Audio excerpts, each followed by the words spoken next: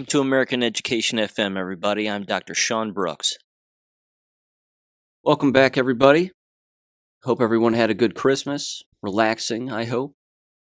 Certainly educational among some from what I hear. A lot of interesting conversations taking place, and I'll be going over that a little bit throughout this episode, no doubt about it. I want to start off with this first. I've got some geopolitical things to bring up here at the top. Of course, plenty of education-related things.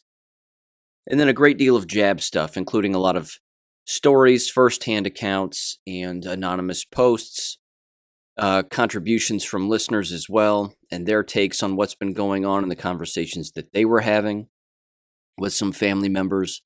And then I want to read through the Twitter thread regarding the COVID debate and the censorship that, of course, was taking place. And I have a little bit of audio to play as well.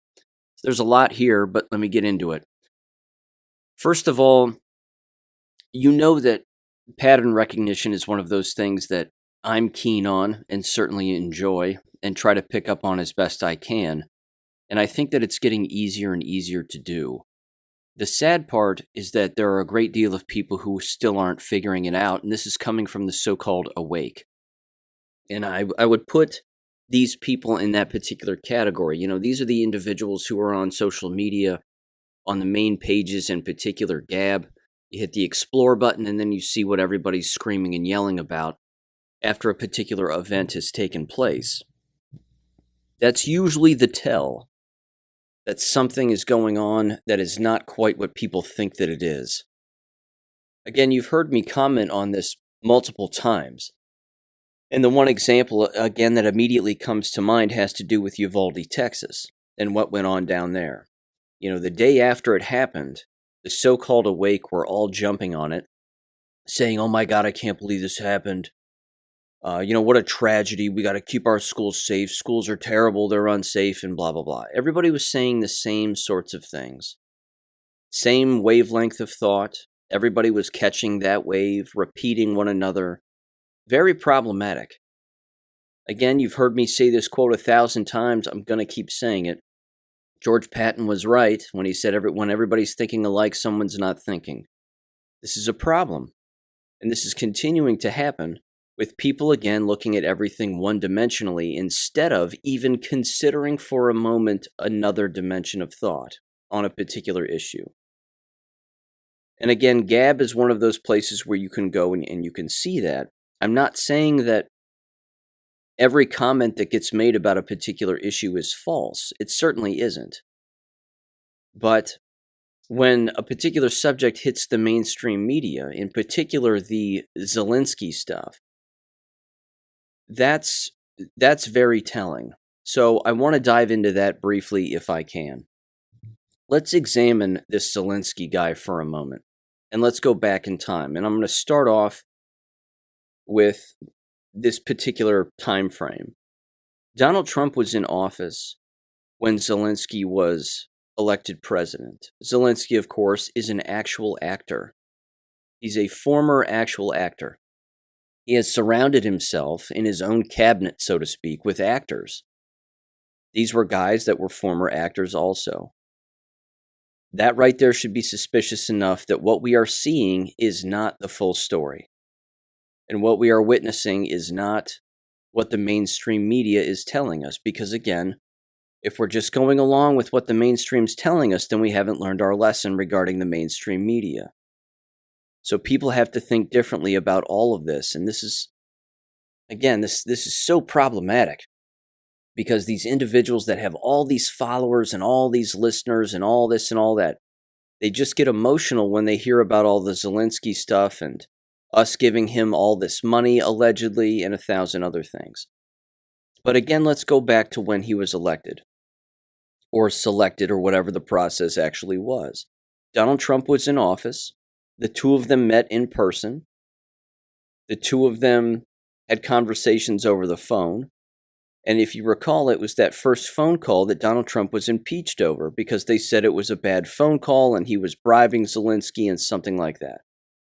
Keeping in mind, of course, that the people who were associated with Ukraine in our own government, the Dr. Fiona Hills, the Alexander Vindman, all these losers. And there's the one Maria gal who, her last name has slipped my mind, but she's a monster too. All of these individuals testified to Adam Schiff's committee that Devin Nunes was, of course, opposed to, and he, of course, sat on the committee also. But all of these individuals testified and all said the same thing. They all said, Ukraine is corrupt. Over and over and over again, they kept saying Ukraine is corrupt, Ukraine is corrupt. So these were members of the seeming left in our government saying that Ukraine is corrupt. And then they impeached Donald Trump over a phone call that was not inappropriate, that we knew was an entire staged, rigged impeachment in an attempt to try to get him out. And all the blackmail cards were played, and all the people who voted yes to impeach, again, were blackmailed, and 1,000 other things. But now all of a sudden, the very guy that Donald Trump was having a conversation with that was apparently inappropriate, where he was allegedly bribing Zelensky, which of course wasn't the case, now everybody's on Zelensky's side. And I mean everybody. Almost every single member of Congress and the Senate are on Zelensky's side. They invite the guy here. He gives a speech, begs for more money. We've been giving it to him, allegedly, hundreds of billions, if not now trillions of dollars. Even Mitch McConnell, of course, has come out and said, well, funding Ukraine is the best thing that America can do.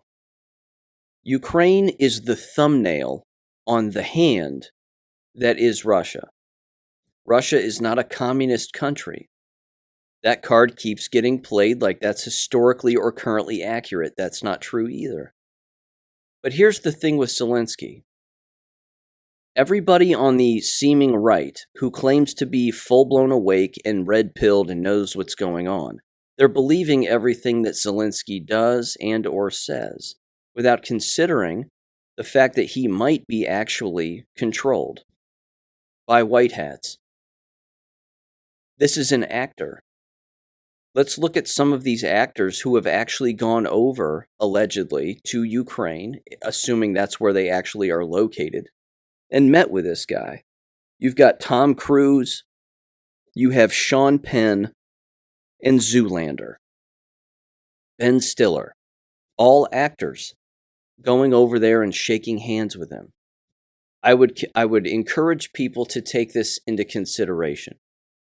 What if Vladimir Zelensky, or Volodymyr Zelensky, however the hell you say his stupid name, because I really don't care, but what if he is controlled by white hats for the sole purpose of gathering intel or treasonous behavior on everyone who is associating with him and his government?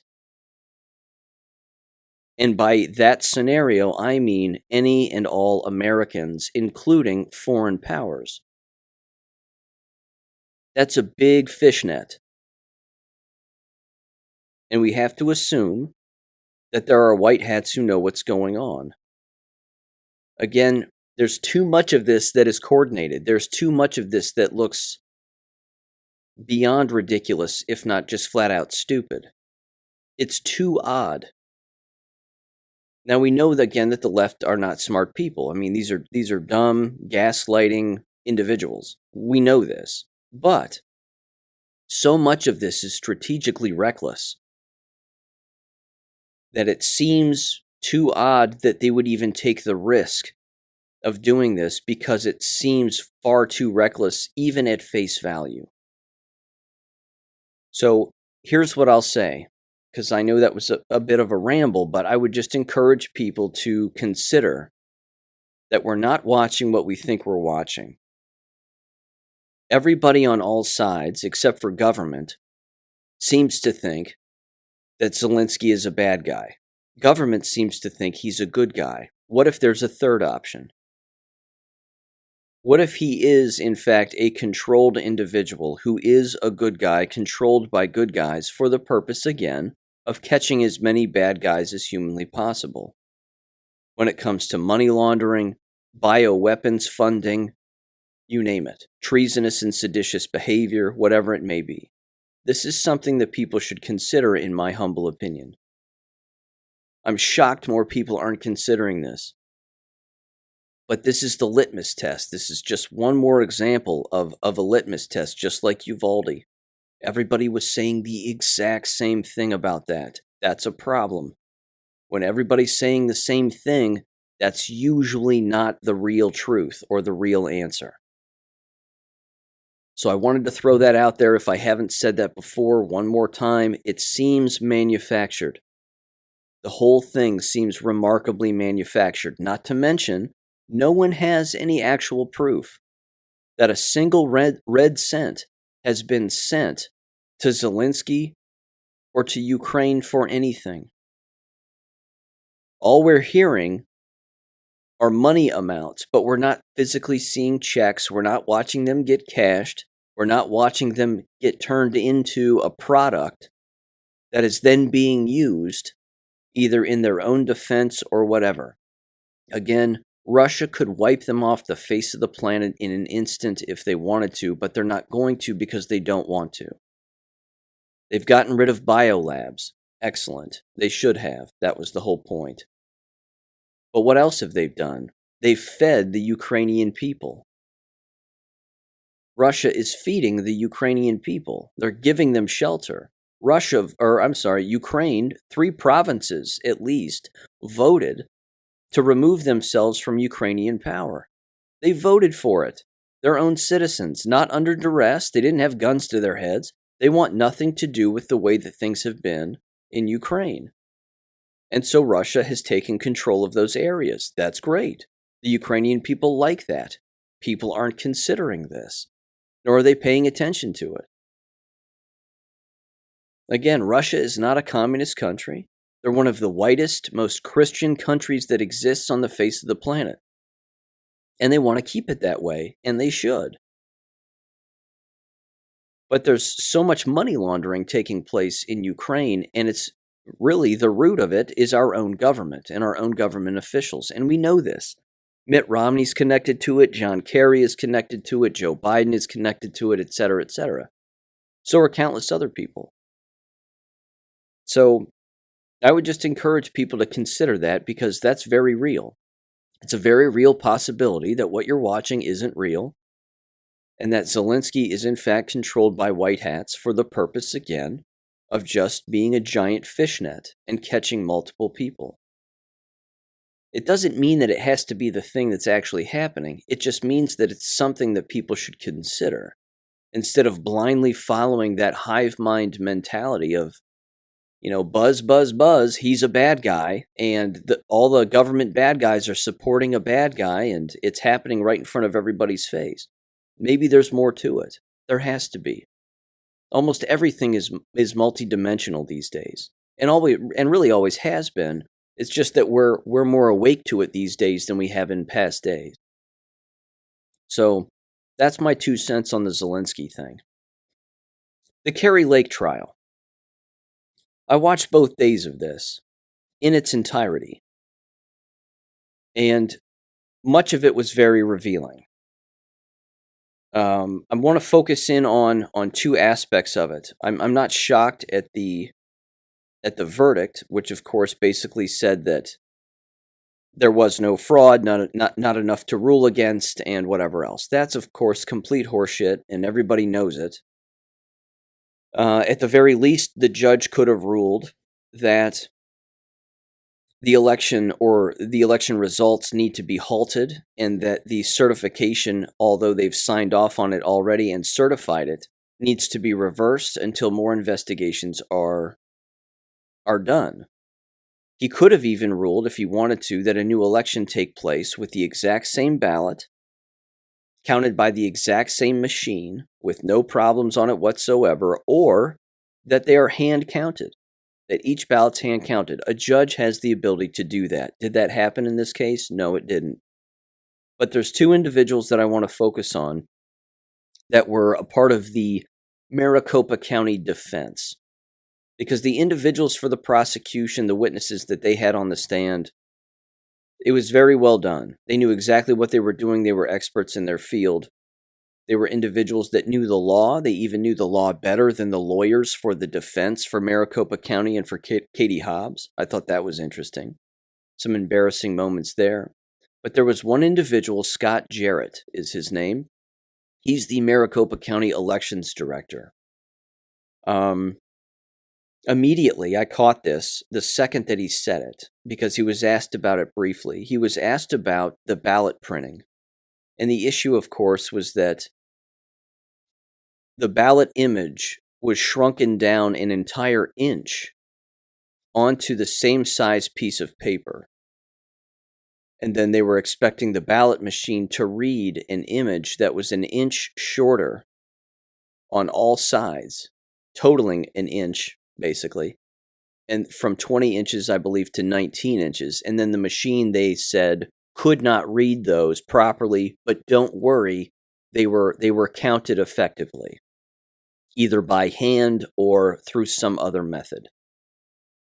He testified under oath on the stand that this was a problem that they allegedly first noticed in the election in November of 2021. They didn't fix it even in the next election, which was the primary election, and then they didn't fix it again for the election in 2022 on Election Day, just last month. So they knew that this existed, but they'd never fixed it. And his defense was, it's still under evaluation, and we're still writing up the evaluation as to what needs to be done to fix this. There was also testimony that the reason that that was the case was because it was solely man-made. It was a man-made error. You simply select on the machine how big you want the ballot image to actually be. So people were given a ballot image that was smaller than the one that the machine would accept. This was done on purpose. Again, did they have the name of the person who did it? Of course not, because no one's going to give that up. What's the name of the person who pressed the button on the machine that didn't allow it to get counted? They're not going to give up that name, because whoever gives up that name is dead that very night. So this was openly stated on the stand. It can't get clearer that it was purposeful voter fraud on purpose. But you've heard me say this again.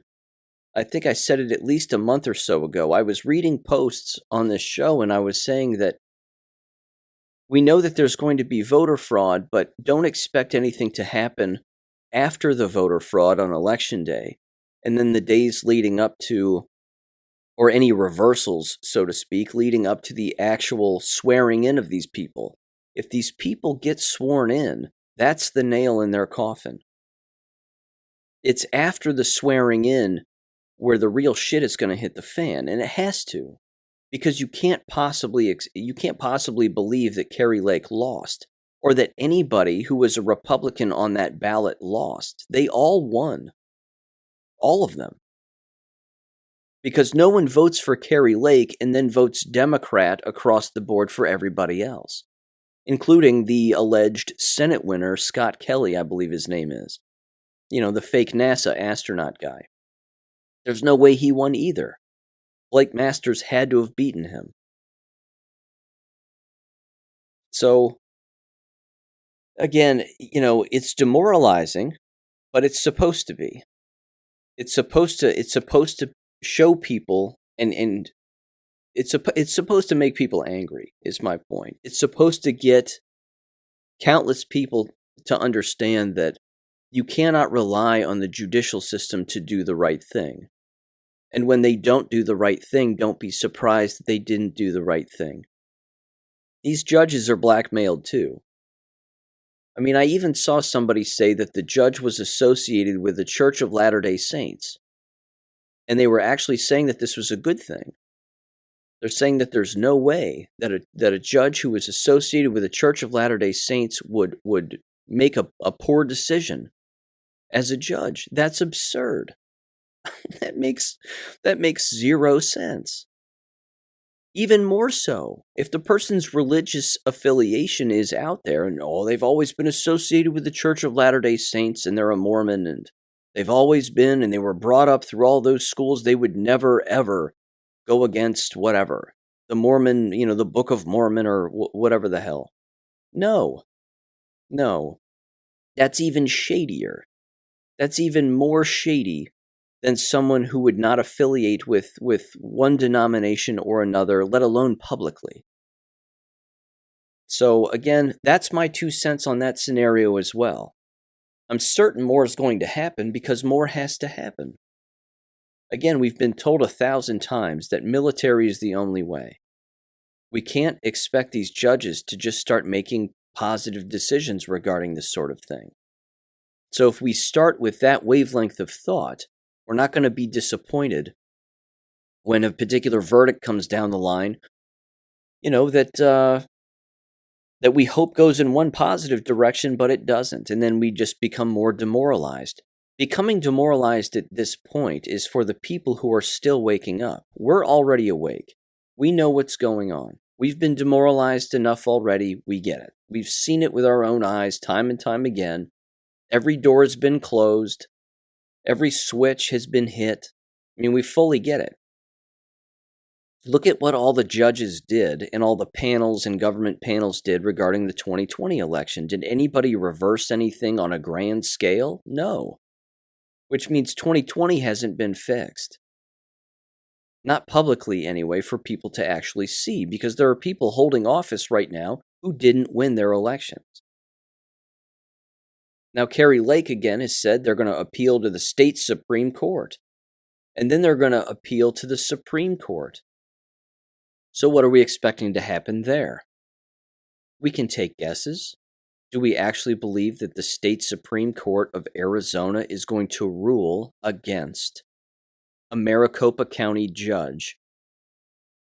All of that evidence and whatever other scenario you can possibly imagine. Because again, to rule against that judge, who is a seemingly conservative judge, allegedly, it would be a complete indictment of the judicial system in Maricopa County. They don't want that as a Supreme Court of Arizona. They wouldn't want that, not to mention, if he is in fact conservative, which it seems that he is, this is a perfect opportunity to just push through that fraudulent election, rule in his favor, support his decision, and then there you have it.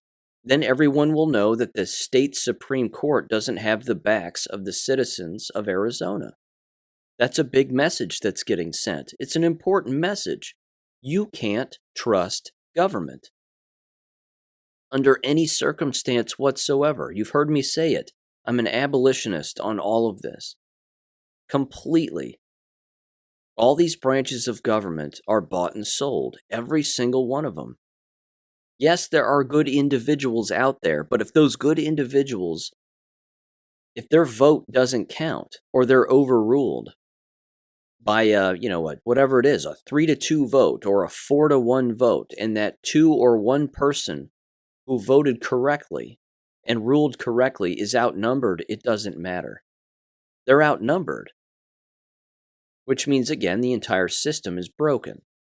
And we know that the system is broken. So I'm simply saying, don't be surprised when that's the case. Don't get further demoralized because that's the case. Accept it as the reality that it is. And then what I think we should do is we should simply try to consider other options and other scenarios. There are 2 scenarios left. There are really only 2 scenarios. The first is, of course, military intervention. I'm not saying that it's the first, that's our first option, but that's one of them, is military intervention. And we also know, based on Q posts, that Q movement was not Operation Trust. Those 2 things are not the same thing. I keep seeing those comparisons that, again, the Q movement and the Q posts were Operation Trust. Operation Trust is nowhere close to what the Q movement is about nor accomplished. Operation Trust was designed to keep people on their asses and not do anything. The Q movement was designed to reassure us that things are worse than you could possibly imagine in our government and around the world, and that we would like to prevent a civil war at all costs because things are going to get so bad that a civil war and the killing of government officials at the hands of Americans is an inevitability. That will happen. So that's what the Q movement was designed to prevent. Let's educate the people first. Let's wake them up as much as we can. And again, we have to tell them that the military is the only way. That there are very good people in the military who are working behind the scenes to control particular things, and that they will intervene at particular times when the time is right. That, of course, is designed to keep us from picking up our arms that we are rightfully allowed to do and go after politicians who violate our rights, including judges. Because again, if it boils down to judges should be the first people that are removed. Again, either by the military or by citizen force. Because if there are no judges, then nothing can be ruled on, right? I mean, if that's the tower of power, so to speak, and that's the pyramid of pain, you go for the judges first, and then what? Lawyers, and then mayors, and then city councils, and then you go right through government. I mean, you can start with a governor if you want, and go and wipe them out too. But look at what they've done. They've all certified their own fraudulent elections. They've all engaged in the COVID crimes, all of them. They've all entrapped themselves, which is where it can't become more blatantly obvious. I mean, look at Mike DeWine very quickly where I live, in Ohio. Mike DeWine is a criminal of the highest order, and us in Ohio know this. We know this. But Mike DeWine's nail in his own coffin were the COVID crimes, in particular, the summer of 2021 when he ran the COVID lottery. Just like Gavin Newsom did. He did the same thing Gavin Newsom did. In fact, Mike DeWine may have been the first in the country to do it. The old COVID lottery. Get your jabs. We'll put your name in a bucket. We'll stir that bucket around. The hand of government will reach into that bucket, pull out your name, and if we pull out your name, you win $1 million. That's the end of Mike DeWine's career, life, everything. That's coercion to the highest level. Coercion to take a biological weapon.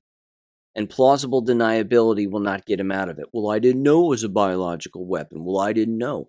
Somebody's got that bastard's email. Somebody knows that he knows that this was dangerous, and I mean, again, not a single lawyer got in his ear and said, this is a bad idea. People are getting hurt by this. You've never done this before with any flu shot.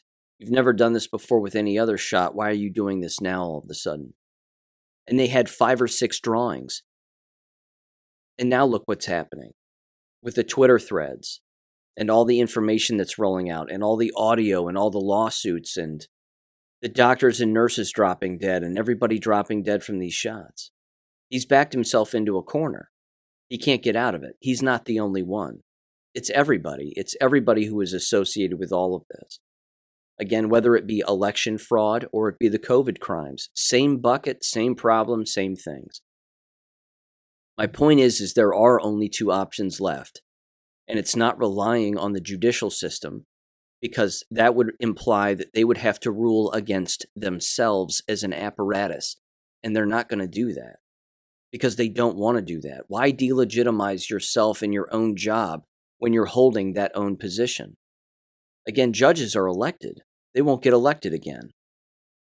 Unless, of course, there's voter fraud, which we know that there's going to be. So that's my wavelength of thought on this, is that there's only 2 ways out. Military, or we pick up arms and we start going after elected officials ourselves. The second option would be very, very messy. The first option could be quicker and swifter than what anybody could possibly imagine.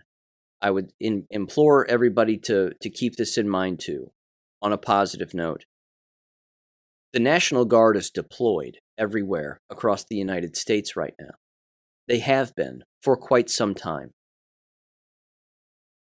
If they're a part of this too, and the National Guard, their card gets pulled, and then it's go time for them to get engaged and go after the people that they have orders to go after, so be it. I don't think that's going to be us as a citizenry. They're not going to come after us. You talk about a bloody mess. That would be a bloody mess too. So I don't see that as being a viable scenario. We know that the powers that be and the globalists and whatever else, they would want that to happen. They would want to weaponize the military against their own people. And there have been, again, specific examples where that's happened across the United States already. Local police knocking on someone's door because they bought a gun. Well, so be it. It's terrible, and that shouldn't happen anyway, but I can't see the National Guard doing things like that. Again, when it comes to us as a citizenry, that would be a large bloody mess. So military going after government is the only option, but we're not there yet. It has to get worse. It has to be more obvious. The Brunson case, again, being ruled in the Supreme Court on January 6th. Interesting date. That's going to be interesting too. Can we rely on them? No, we can't. Because if the Supreme Court doesn't rule in favor of the Brunsons in that case, which has nothing to do with election fraud and everything to do with individuals following their own oaths of office, then that right there, then the cat's out of the bag on that for people too. The light gets shined on that. The cockroaches are out. We can see them. That means that the Supreme Court can't be trusted either. But we have to see that also. So again, I wouldn't put your hope in the Brunson case either. View it from a nonpartisan aspect, view it neutrally, view it as a person who is awake and who has ascended mentally and multidimensionally to some aspect. And then think about what the scenario would be after the fact. Because in my head, in conclusion, it's just those two scenarios. That's all we have left. We have military intervention against our government, or we have civil war. Period. So there you go. Okay. Education-related things now. First of all, the Stanford University story was an interesting one. That came out, I believe, right before Christmas Eve. That was interesting. They have now walked that back. Stanford University came out and said that they were, doing away with words like the word American or grandfather and a bunch of other words that they thought were racist or supremacist or bigoted or whatever you want to call it. And because of the national pushback and the ridiculousness of all of it, they've allegedly walked it all back. It doesn't matter because, again, they've played all their cards. Everybody knows who Stanford University is and has always been. It's not unusual that they would do something like this. And just because they've walked it back publicly or allegedly as an institution doesn't mean that all of the whack jobs are, have somehow disappeared on that campus. They're still there. They're not going away. They're going to continue to work there. They're all jabbed, so that's not going to work out well for them in the long run, but that's the way that it currently sits, I think. So, yeah, it was an interesting story, but again, it's not necessarily new. It's one of those things, again, where a leftist university says something outrageous and it hits the headlines and then people complain and then they say, no, we're not going to do it anymore. Everybody take it easy.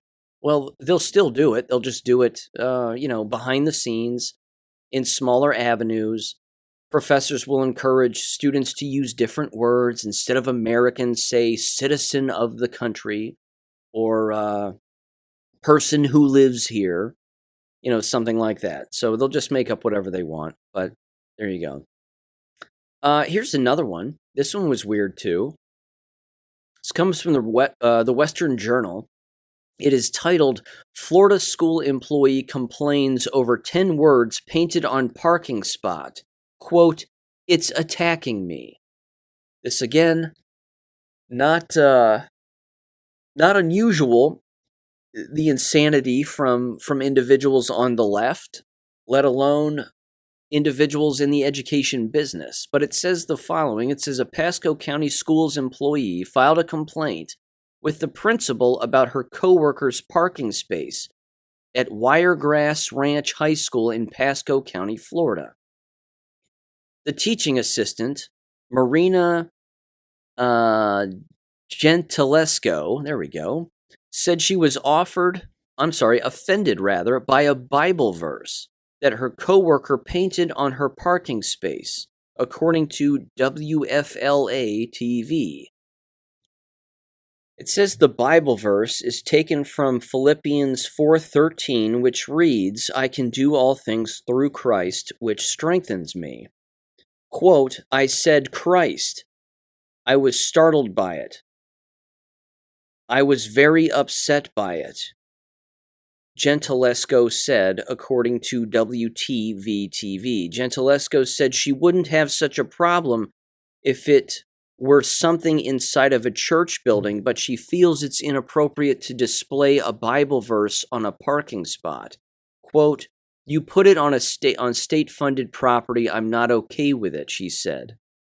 Pasco County Schools claims that the parking spot on which her coworker painted the verse is her paid parking spot. Gentilesco went on to state that she has to walk by it every day and it angers her because she's a Jew. "I feel like," and this is a direct quote, "I feel like it's attacking me as a Jew," she said. "My parents are Holocaust survivors, and I would never try to convince someone to change their faith. The Jews were murdered because they were Jews, and Christians survived, and it just brought back the memories of what my parents went through," Gentilesco said, unquote. I'm just going to stop it there. It's too pathetic. You know, it's one small example of the insane people who work in this business. I don't know what else to say. They've lost their minds. They believe things that are not real. Their entire life is based on things that did not happen. And if a person, again, paints it in their own parking spot, and then they walk past it and it offends them, so what? So what? Because again, was it the principal who ran to the media to complain about this? Or was it the individual? This again, this is this is just one teeny example in a bucket full of examples of people who just don't mind their own business. They think that it has to be their way or the highway all of the time. That, again, is the education business in a nutshell. You'd better be a team player, and we'd better all agree on the exact same things, or else we're going to create a problem for you. As far as I'm concerned, that person just outed themselves as being completely crazy. And I'm sure everybody in the building already knew that they were crazy, but now they really know. So, yikes. That's about all I can say on that. Here's another one. And this, too, is a perfect example of how you would think that these school districts and these counties, in particular in Virginia, with all the negative national attention that they've received, that they would learn their lesson and just keep their mouths shut, but they're incapable of doing that. This comes from hotair.com. It's titled "School Hides National Merit Awards for Students to Promote Equity."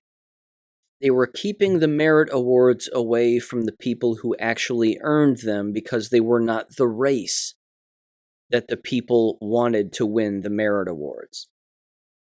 So it says the following here. It says, located in Fairfax County, Virginia, Thomas Jefferson High School for Science and Technology has long been ranked as one of the premier high schools in the nation. It's a magnet charter school that focuses on the sciences and STEM curricula. But for several years now, you wouldn't have guessed that based on the school's record of students receiving national merit awards, that's because none of the students reportedly received those honors. Except that's not true at all. The top students in the school did indeed receive national merit awards, but 2 administrators at Thomas Jefferson have been withholding notification of the awards from students. They reportedly did this as a part of their equitable grading policy, quote unquote. And the parents of students who are not credited with those achievements are seeing red. It says for years, 2 administrators at Thomas Jefferson High School for Science and Technology have been withholding notification of the National Merit Awards from their schools' families, most of them Asian, thus denying students the right to use those awards to boost their college admission prospects and earn scholarships. This episode has emerged amid the school's district's new strategy for equal outcome for every student without exception. School administrators, for instance, have implemented an equitable grading policy that eliminates zeros, giving students a grade of 50% just for showing up, and assigns a cryptic code of NTI for students not turned in. For assignments not turned in. There we go. It's a race to the bottom. Ladies and gentlemen, that's not new either. Taking away zeros and putting an NTI on a person's grade card is something that I experienced as a school teacher well over 10 years ago. I mean, that's not new at all. In fact, I started to see the rollout and the social pressure within school buildings and school districts regarding that very policy. So I find it interesting that they're calling it equitable grading. That's not really what it was for. It was designed to bolster the entire school's, percentages, grade percentages, to make it look like that there was zero chance that students were getting zeros and just not doing anything, when in fact there's always students who just choose to not do anything. But of course, that backs up on everybody, doesn't it? It backs up on the individual teacher to some extent, so they think. It backs up on the administrator, so they think. And then it backs up on the school and then the whole district, so they think. When in fact, the person who should be held accountable is the individual student who just didn't do what they were supposed to do. This is how corrupt this is. This is why this cannot be fixed. And this is why it won't get fixed, and this is why it's collapsing. We're living through the collapse. It continues. It says an intrepid Thomas Jefferson parent, Shauna Yashar, a lawyer, uncovered the withholding of National Merit Awards. Since starting as a freshman at the school in September of 2019, her son, who is part Arab American, studied statistical analysis, literature reviews, and college-level science late into the night. This workload was necessary to keep him up to speed with the advanced studies at Thomas Jefferson, which U.S. News & World Report ranks as America's top school. First of all, that's not true either. They're not America's top school, and for anybody to believe that is insane. Anytime U.S. News & World Reports hands out an award, the person who receives it or the person who receives a number 1 or number 2 ranking isn't really the recipient. I mean, they're not really the best of the best. They just, it's all about money. It's just all about money. It says this isn't just a matter of some students not receiving a certificate to hang on their walls, or not being cited during a school assembly. Those National Merit Awards look very good on a college application and can help the highest performing students get accepted to the nation's top universities. I'm going to end it there. There's 3 more paragraphs, but you get the gist of it. That's not new. What they're doing isn't new. It's fraud, which is a crime. But who's going to hold them accountable? A judge? It's getting laughable. It's getting laughable at this point in our country, isn't it? Who's going to hold these people accountable? The judicial system in Fairfax County? Give me a break. What prosecutor is going to take this up? What prosecutor is going to prosecute those individuals, either those 2 administrators or the school board or whoever else, for engaging in this fraud? It's conspiracy to commit fraud. That's a crime. I'm not a lawyer, but I know that much. It's fraudulent. Now, this raises another point, which is a problem for me, and you've heard me say this before. I continue to be shocked that these parents continue to think that they have to be magnetized to these quote-unquote magnet schools, no pun intended there, but that they have to be associated with them in order to actually have their child succeed at anything. Well, congratulations. Billy really won a merit award at what you think is one of the leading schools in America just so you think he can get into one of the top colleges, which, oh, by the way, is going to insist that he be jabbed at least twice in order to attend. So little Shamir, or whatever the hell his name was, he's going to be dead in the future anyway. But don't worry, at least he got top honors and won some merit award.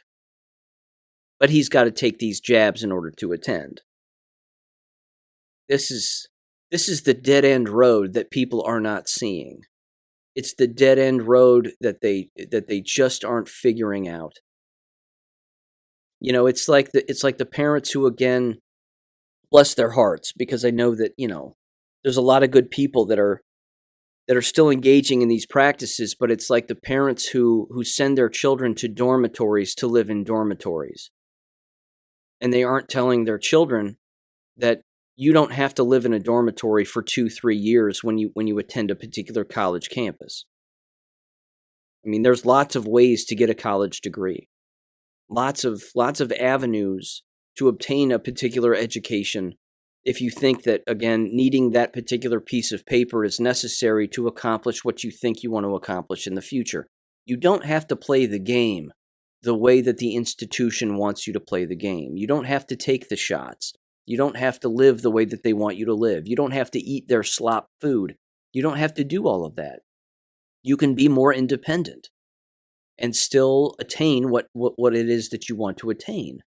But these are the kinds of parents that are, again, addicted to the system. This is the matrix. They are addicted to the actual matrix. And the matrix, as we know, gets people killed. And it's continuing to get people killed. So they're complaining about materialistic, superficial things. Now, yes, it's fraud, and it's conspiracy to commit fraud, as I said. That's beyond evident. But you're still squabbling over something that does not matter in the grand scheme of things. So it's disappointing for a variety of reasons, but it's telling of the brainwashing that's gone on with these parents who, again, seem to think that they're on the right side of history. Yeah, it's disappointing. And that leads me to this, moving into the jab-related subjects here, and there are many things to bring up. This was tossed to me first by our Louisiana educator, who is continuing to remain anonymous, and rightfully so. But they sent me this text message the other day, and I wanted to read it here because this is emblematic of the larger picture. And this, ladies and gentlemen, again, you can say, well, that's anecdotal. This is a first-hand account of what is actually going on college campuses, including the overall large picture confusion that is taking place. And this right here, ladies and gentlemen, as far as I am concerned, because this is a trend, this is full-blown proof of the collapse. This is it. So it says the following. They said, Merry Christmas from my family to you and yours. Well, thank you. Merry Christmas back. They sent me a picture of their family, and then they said, do you see this person? They said, this is my daughter-in-law. She's also a doctor of botany and teaches at the University of South Alabama in Mobile. Of course, they are both jabbed and once boosted. We had a very interesting conversation about enrollment and students on her campus, University of South Alabama. They said enrollment is down a minimum of 35%, if not more, and they are very worried about the future of higher education. She also expressed a lack of on-campus student attendance. You know, they just cannot understand why all of this is happening. She said, I love her dearly, and she's a great person, but she's a product of a father who retired from NASA and a mother who retired from the University of Alabama. Her sister is an immunologist also, apparently, and needless to say, it's very difficult to try to share any information with them. Thankfully, they are not flaming liberals, quote unquote, more so moderate Democrats, but you can see my struggles, unquote. Yes, I certainly can. And this is the box of confusion that they are bouncing around in, like a pinball, and they just can't get free. And they're not going to be able to get free until either something worse happens to them personally or it happens to their place of employment. But I just don't think they're going to be able to see it. That their own actions and the actions of others that they themselves bought into full bore are the reason why they are where they are now. And there are many, again, numerous anonymous posts, two of which, again, I'm going to read here in just a minute, where this is happening on a constant basis with, again, people getting sick. Some people are waking up, some people aren't. They're jabbed, and then they're coming to their unjabbed family members or friends, and they're either saying, what the hell is going on, or they themselves are finally figuring it out themselves and saying, you know what, you were right all along. I shouldn't have taken these shots. It's compromised my immune system. I don't know what's happening, et cetera, et cetera. The bigger picture here for me is not just that, because that's massive. And as you've heard me say, it's clearly about depopulation. It can't get any clearer than that. Because if it weren't about depopulation, you wouldn't be purposefully taking down all of these institutions and places of work and employment. That's the kicker. They're not just going after individuals, they're going after the entire apparatus itself. They want all of it gone. And we're watching that happen right now. So, the 35% lack of enrollment, and enrollment being down a minimum of 35%, you've heard me bring up percentages when it comes to enrollment. We're way past 11%. I brought up 11% in the past, that these places can't survive with 11% enrollment missing and people not showing up. In particular at the K-12 level, 35% at a university, they're finished. They're finished. It's game over.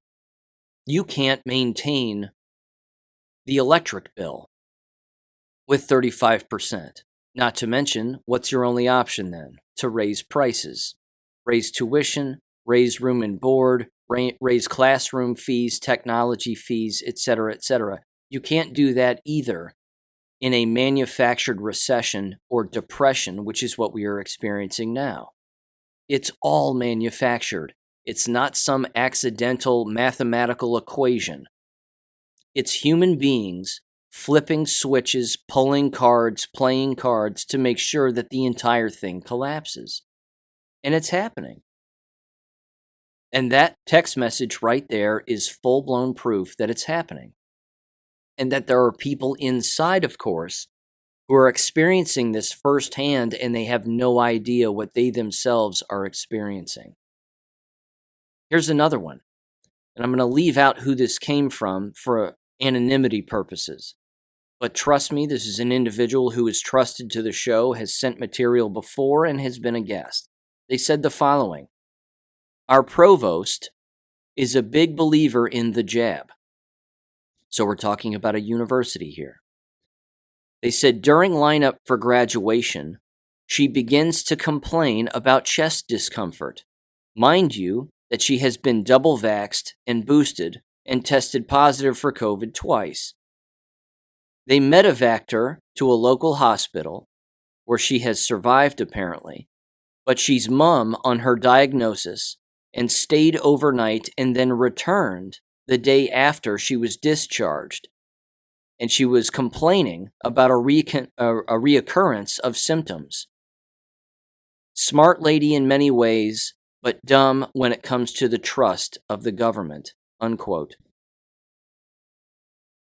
So we have people actually complaining of the ill effects of all of these jabs during graduations themselves and still not connecting the dots. These people don't understand that full-blown documentaries have been made on this subject. Full-blown documentaries. Many dating back to 2021. Not just fluvid-19 or died suddenly. Again, died suddenly is the only one you hear about. There are many that have occurred, including the viral delusion. I mean, that documentary alone is astounding. Multiple hours, multiple parts, breaking apart the entire viral illusion. It blows me away. It blows me away. You know, these people, they they don't know that books are being written about this. They don't know that documentaries are being made. They don't know that endless interviews have been done, that people are being arrested. They don't know that this is happening. They just don't know. Lawsuits are being filed. I mean, yeah, how many of them are going to stick? Next to zero, but who's to say? That leads me now, of course, to a couple of other things. Again, same wavelength when it comes to the stories that are coming out regarding the jabbed, or just the entire medical profession as a whole.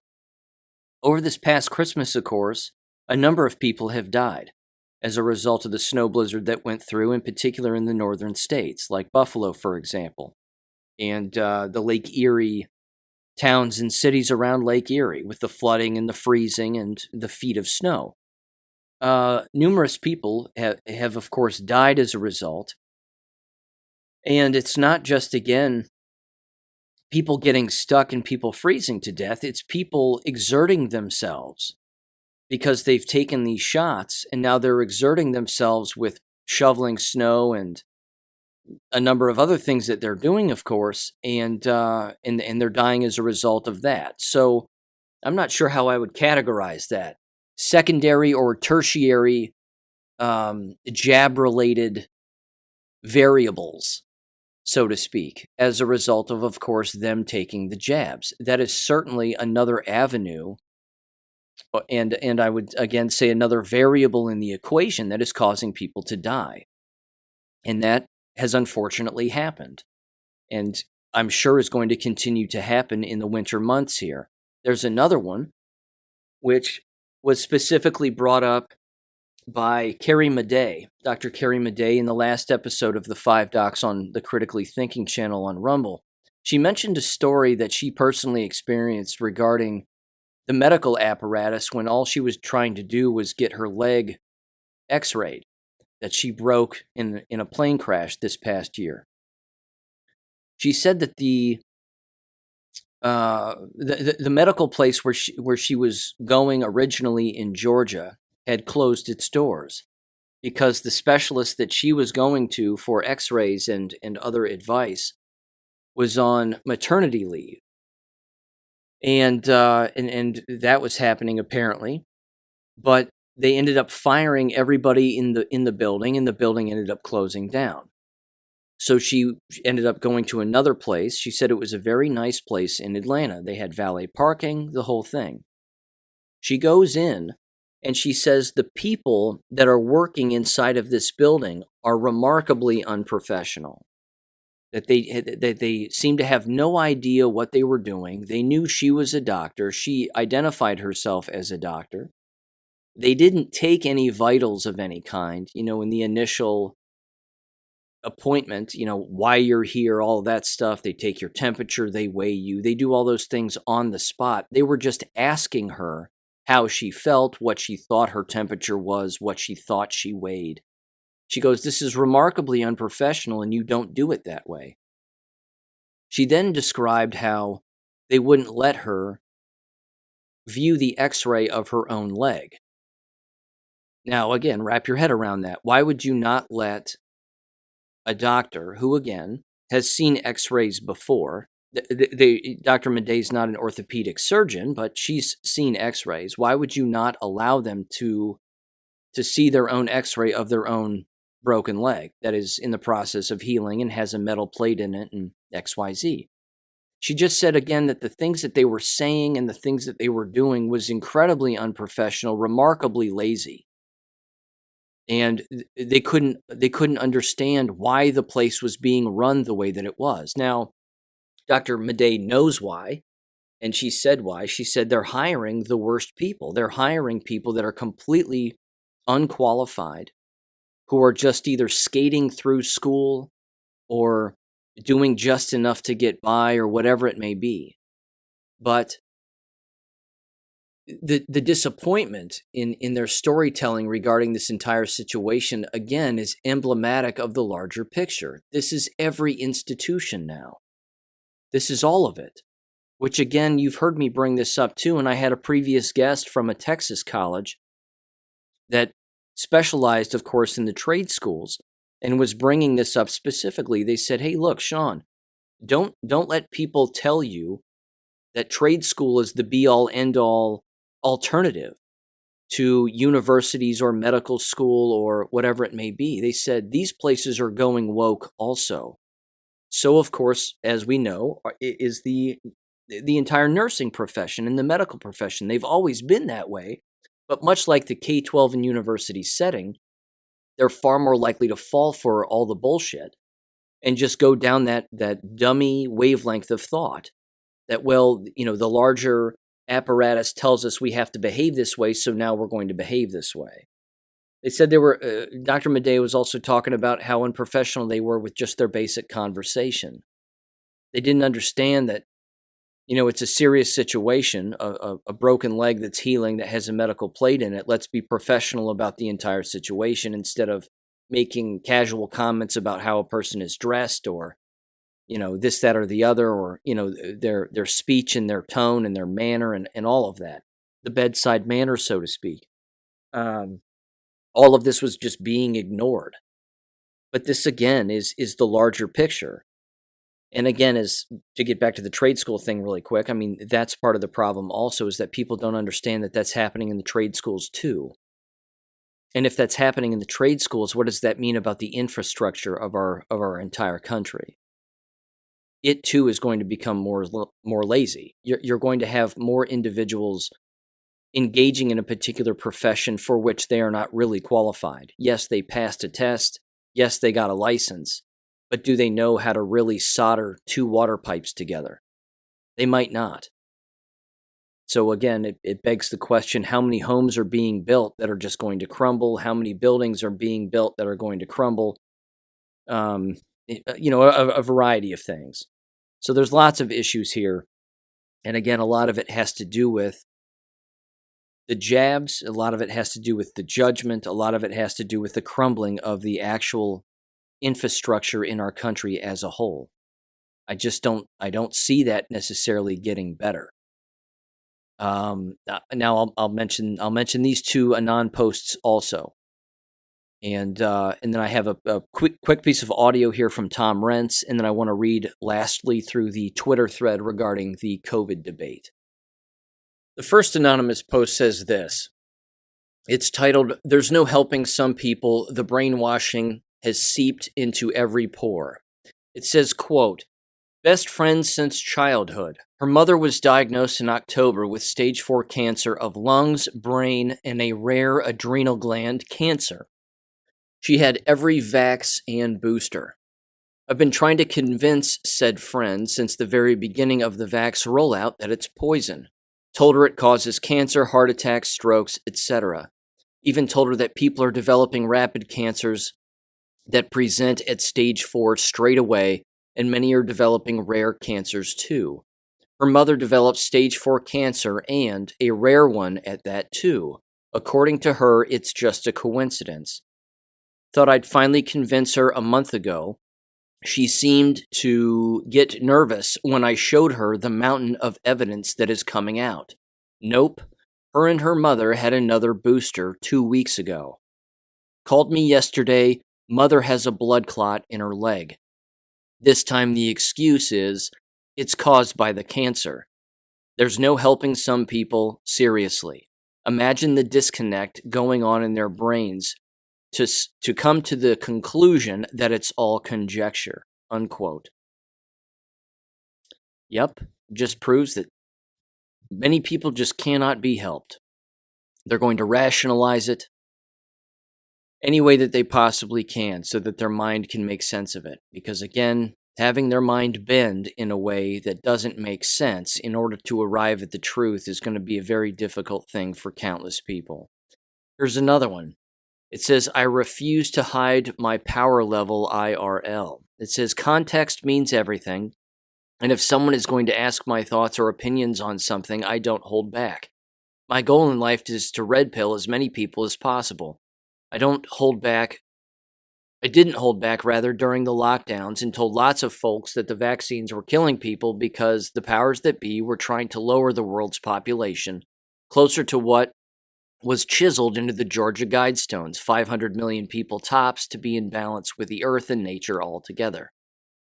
Of course, most of my coworkers, extended family members, and former friends wrote me off as a crazy schizo, while the majority of them got multiple jabs and boosters and kept getting sick and complaining about it on social media, after they called me a crazy conspiracy nut, while they shamed me and anyone else who didn't wear a mask or refused to socially distance and mocked those who refused to get vaxxed. This past weekend, I had 2 family members tell me that I was right all along, because they both keep getting sick, and my younger cousin is starting to think that the shots are weakening people's immune systems, and that the powers that be are purposefully blocking out the sun and modifying the weather, along with restricting heating, oil, gas, in order to get people sick so that they die or freeze to death, like what happened in Buffalo, New York over the weekend. It says the vaxxed are waking up and they're becoming pissed off that they were duped or suckered into taking the vax to keep their jobs or see sports ball games or concerts or whatever else that they required for the vax for. But by the time they get angry enough to get together and organize a committee or a federal commission group like the 9/11 victims, they'll already be dead. Don't hold back on your power level, because a lot of people got vaxxed and know they fucked up and are looking for a red and black-pilled individual to help them find some truth and closure before they get sick and die, unquote. That right there is another example of the exact opposite approach, an opposite thing that is happening, because that avenue of thought certainly is happening. Plenty of the jabbed are waking up, and that is continuing to be a thing also. Which, of course, leads me to this, and this is a quick audio about 2 minutes long of Tom Rentz, again, talking about how DARPA unclassified documents confirm that SARS-CoV-2 was created by EcoHealth Alliance at the Wuhan Institute of Virology, coordinated by Peter Daszak, and then it was designed to be deliberately virulent and humanized, resulting in 6.5 million deaths, and that Anthony Fauci was involved. What's interesting, too, is that in this audio clip, which is, of course, a video, but the individual holding the microphone up to Thomas Rentz's mouth is Joey Gilbert. Joey Gilbert is the lawyer who sued Simone Gold. So I find it interesting, again, that Simone Gold thinks that he's somehow discredited or a bad person or was stealing or whatever, when in fact it was probably Simone Gold was the person who was doing that. Either way, it doesn't appear at all that Joey Gilbert is some kind of a bad guy. He's still an actual lawyer. He's involved in all of this, has been involved in a lot of this exposure, and continues to be. So there you go. Either way, here is Thomas Rentz in 3, 2, 1. We, the people, are dying in massive numbers. 6.5 million. 6.5 million globally. That's criminal charges. Did Anthony Fauci lie about gain of function work? Absolutely, in my opinion, he did. And how about criminal charges? We're gonna go after Bannon for contempt because he didn't bother to show up to a farce hearing. But we're going to let Fauci lie to Congress about something that is consequential enough to result in 6 million deaths? Can anyone explain this to me? We, the people of the United States, should be outraged. Instead of pitting a war against people who are Christians, people who believe in the United States, people who want our country to succeed, maybe we should look at the people who are responsible for one of the greatest pandemics in human history and that's resulted in millions of deaths worldwide. I pray that every country in the world, every country, send it to the U.S., ask us, when are we going to investigate the crooks? The U.S. government didn't do this. but there were people in the U.S. government who did. There are criminals involved who I believe were responsible for this, who were negligent in their work. They did it. The Chinese Communist Party was involved in this. Anthony Fauci appears to be involved in this.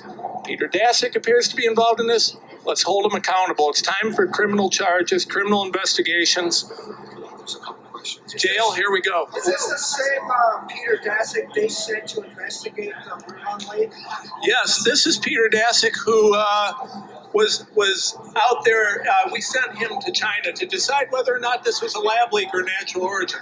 Peter Daszak, whose company built this in the lab with the Chinese Communist Party in Wuhan, China, was sent to China to investigate himself. And of course, the World Health Organization is involved. The World Economic Forum is involved. The UN is involved. The European Union is involved, et cetera, et cetera, et cetera. All of these groups are involved. We've always known this. You know this. These people can buy any judge they want anywhere. They can blackmail any judge they want whenever they want. That's why military or civil war are the only two options. That's it. I wouldn't even view it as a civil war per se. It's just the good guys against the bad guys who happen to live in the exact same country. We're not talking about property ownership per se, although we are fighting for the freedom of our country, and that's the point. But military is the only way here. You're not going to get judges to rule in favor of Thomas Rentz on these issues. They're jabbed too. I wrote about that well over a year and a half ago. I said this could potentially be the perfect crime. It's on my Substack. If you've got judges and prosecutors who are jabbed, that would require them to do some serious self-reflection as to what they've done to themselves and then what's happening on a grander scale, but it would require them understanding that. And I don't think that they understand that. So let me mention this too. This is also on Twitter bouncing around. Let's see. It has to do with the Pfizer docs, basically. You may recall again that the Pfizer docs are still being released at the beginning of every month. And this says the following. It says, out of 44,000 participants in Pfizer's clinical trials, the mRNA doses were approved based on 170 participants. Of that 170, 162 received the placebo and 8 participants received 2 doses of the mRNA. That's how Pfizer claims to have reached 95% efficacy. Receipts from Pfizer, and then they have the actual document here itself, where it says, again, placebo 162, vaccine efficacy 95%, where only 8 participants received the actual real deal, apparently. Lies, damned lies, and statistics. It's all buried in their documents, but it's right here. This leads me finally to the Twitter posts and the Twitter thread regarding the, I would say, first portion of the cover-up in all of this. Again, this is lengthy. You have to keep in mind this is not for us. We know about this, have known about this. The censorship was beyond obvious to us. Because again, if everybody's saying the same thing, that right there should be your first red flag. You open up YouTube and it's all propaganda. COVID this, COVID that. Every university official saying the same thing. Every K-12 official saying the same thing. Every talking head on your television is saying the same thing. Every media apparatus is saying the same thing. But Twitter was involved too. Both as a company and at the individual level, with, of course, the help from individuals within government. So this is from David Zweig, if I'm saying that right, at David Zweig. It says the following. Number 1, the Twitter files, how Twitter rigged the COVID debate by censoring info that was true but inconvenient to U.S. government policy, by discrediting doctors and other experts, who disagreed, and by suppressing ordinary users, including some sharing the CDC's own data. It says for the Twitter files, the Twitter files have focused on evidence of Twitter's secret blacklists, how the company functioned as a kind of subsidiary of the FBI and how execs rewrote the platform's rules to accommodate their own political desires. What we have yet to cover is COVID. This reporting from the Free Press is one piece of that important story. The United States government pressured Twitter and other social media platforms to elevate certain content and suppress other content about COVID-19. I'm going to interject here very quickly.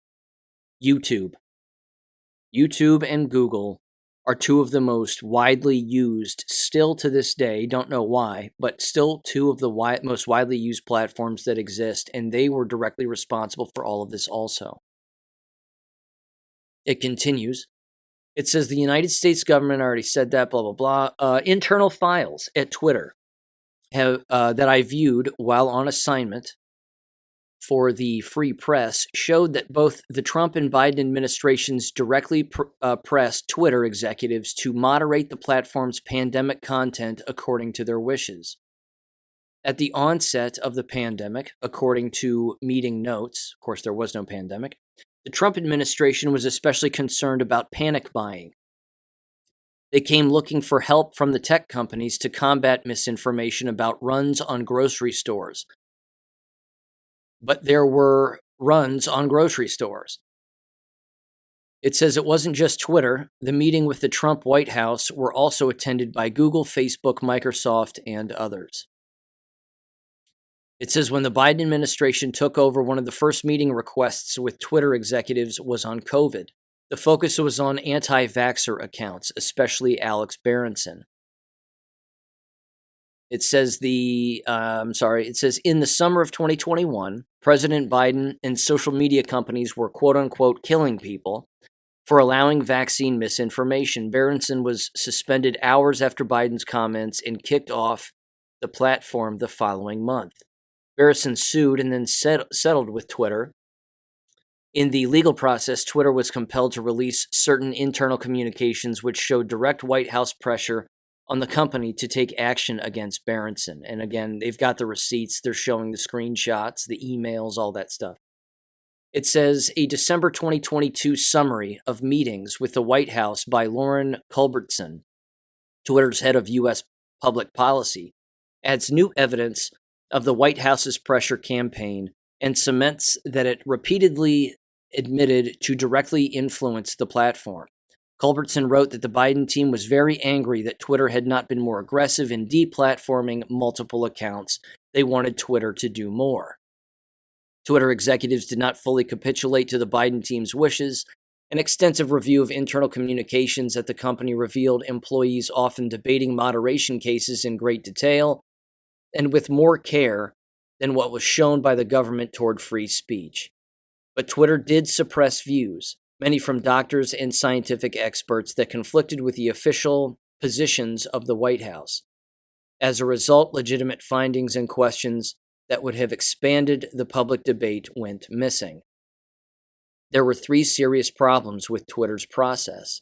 First, much of the content moderation was conducted by bots, trained on machine learning and AI, impressive in their engineering, yet still too crude for such nuanced work. Second, contractors in places like the Philippines also moderated content. They were given decision trees to aid in the process, but tasking non-experts to adjudicate tweets on complex topics like myocarditis and mask efficacy data was destined for a significant error rate. Third, most importantly, the buck stopped with higher-level employees at Twitter who chose the inputs for the bots and decision trees and subjectively decided escalated cases and suspensions. As it is with all people and institutions, there was individual and collective bias. It says with COVID, this bias bent heavily toward establishment dogmas. Inevitably, dissident yet legitimate content was labeled as misinformation, and the accounts of doctors and others were suspended both for tweeting opinions and demonstrably true information. Exhibit A, Dr. Martin Kulldorff, an epidemiologist at Harvard Medical School, tweeted views at odds with U.S. public health authorities and the American left, the political affiliation of nearly the entire staff at Twitter. Internal emails show I'm sorry, hang on. Internal email, there we go. Internal emails show an intent to action by a moderator saying that Kuldorf's tweet violated the company's COVID-19 misinformation policy and claimed he shared false information. But Kuldorf's statement was an expert's opinion, one which also happened to be in line with the vaccine policies in numerous other countries, yet it was deemed false information by Twitter moderators merely because it differed from CDC guidelines. After Twitter took action, Kuldorf's tweet was slapped with a misleading label,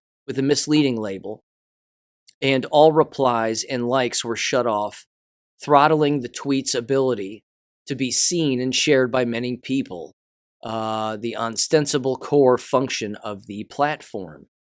It continues, it says, in my review of internal files, I found countless instances of tweets labeled as misleading or taken down entirely, sometimes triggering account suspensions simply because they veered from CDC guidance or differed from establishment views.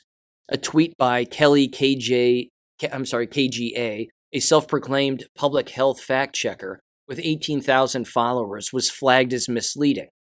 The replies and likes disabled even though it displayed the CDC's own data. Internal records showed that a bot had flagged the tweet and that it received many tattles, what the system amusingly called reports from users. That triggered a manual review by a human who, despite the tweet showing actual CDC data, nevertheless labeled it misleading. Tellingly, the tweet by Kelly KGA that was labeled misleading was a reply to a tweet that contained actual misinformation. COVID has never been the leading cause of death from disease in children, yet the tweet remains on the platform and without a misleading label. Whether by humans or algorithms, content that was constrained but true was still subject to getting flagged or suspended. This tweet was labeled misleading even though the owner of the account, a physician, was referring to the results of a published study. Andrew Bostom, a Rhode Island physician, was permanently suspended from Twitter after receiving multiple strikes for misinformation. One of his strikes was for a tweet referring to the results from a peer-reviewed study on mRNA vaccines. A review of Twitter log files revealed that an internal audit conducted after Bostom's attorney contacted Twitter found that only one of Bostom's 5 violations were valid. The one Boston tweet found to still be in violation cited data that was legitimate but inconvenient to the public health establishment's narrative about the risk of flu versus COVID in children. That this tweet was not only flagged by a bot, but its violation manually affirmed by a staff member is telling of both the algorithmic and human bias at play. Boston's account was suspended for months and was finally restored on Christmas Day. Another example of human bias run amok was the reaction to this tweet by Trump. Many Trump tweets led to extensive internal debates, and this one was no different. He said the following in his tweet. He said, quote, I will be leaving the Great Walter Reed Medical Center today at 6:30 p.m. Feeling really good. Don't be afraid of COVID. Don't let it dominate your life. We have developed, under the Trump administration, some really great drugs of knowledge. I feel better than I did 20 years ago. Of course, he took what? Ivermectin, hydroxychloroquine, and Regeneron, and vitamin C and vitamin D3, and he was fine. It continues, it says, in a surreal exchange, Jim Baker, at the time Twitter's deputy general counsel, asks why telling people to not be afraid wasn't a violation of Twitter's COVID-19 misinformation policy. Yoel Roth, Twitter's former head of trust and safety, had to explain that optimism wasn't misinformation. Remember at Kelly KGA with the CDC data tweet? Twitter's response to her is clarifying, quote, we will prioritize review and labeling of content that could lead to increased exposure or transmission, unquote. Twitter made a decision via the political leanings of senior staff and government pressure and the public health authorities' approach to the pandemic, prioritizing mitigation over their concerns, was quote-unquote the science. Information that challenged the view, such as showing harms of vaccines or that could be perceived as downplaying the risks of COVID, especially to children, was subject to moderation and even suspension, no matter whether such views were correct or adopted abroad. What might this pandemic and its aftermath have looked like if there had been a more open debate on Twitter and other social media platforms, not to mention the mainstream press, about the origins of COVID, about lockdowns, about the true risks of COVID in kids, and much more? Thanks to these people and blah, blah, blah, and the team at the FP for their help reporting this story. An expanded version of the thread is available now, unquote. Again, we know that Twitter has been a criminal organization since its inception. Many of us know that. Again, I understand that many do not. It was not created by Jack Dorsey. It was not created by a small team of people. It was probably, again, funded by the CIA, created, if not by black hats in the military, for the purpose of, again, massive censorship, wiping out truthful accounts, and keeping a hive mind to become just another arm and another extension of the mainstream media, because it would give the mainstream media another place to reference, at least in their heads, to legitimize their reporting and their opinions by saying, hey, look at all these people on Twitter. All these people on Twitter can't possibly be wrong. This is the slow roll of information that is certainly necessary for endless people to understand what real censorship is, because real censorship kills people. It just flat out kills them. Now, do I trust Elon Musk in the grand scheme of things? No, I do not. Do I trust what he plans on doing with Twitter and some replacement platform? No, I do not. But in the meantime, this rollout of information is necessary to expose not just Twitter, but government, the interconnections between all of them, and then, of course, waking up the individuals to the fact that they bit face first into a plastic lure when they thought they were biting into a nice, juicy piece of shrimp. It wasn't. It was fake. It was just fake. It's just a fake platform. But people need to be careful with all of these platforms, because just because they go to a platform doesn't mean that they're going to find the truth being spoken by the masses. Again, Gab is a perfect example. You get on Gab, you hit the explore button where you see a lot of the people that you're following and maybe some of the larger accounts. If they're all saying the same thing, it doesn't necessarily mean they're telling the truth. Doesn't mean that they necessarily know the truth. A lot of times they're just parroting what the other person says, like what I brought up at the beginning of the episode regarding Zelensky. Same kinds of things. There's multiple dimensions to this war, and we've got to do whatever we can to examine as many of these dimensions as humanly possible. But Twitter was certainly one of those massive dimensions, and it's being exposed, and rightfully so. I think that's only the beginning. As they even said regarding the COVID rollout and Fauci's involvement, we haven't even gotten to his involvement yet. But once that's revealed again, that's going to blow the lid off of a lot of stuff. So certainly stay tuned for that. Okay, thank you for listening, ladies and gentlemen. A lot of content there. I'll try to be back on Friday as usual. I will not be here the following Monday, but I will be back again hopefully this Friday, and then next Wednesday, next Friday, and then we're back to the regular 3-day-a-week, Monday, Wednesday, Friday schedule, as it were. So with that said, everybody, I'll catch you on Friday. Take care. Thank you for listening to American Education FM. Make sure and check out AmericanEducationFM.com for more information. Take care and God bless.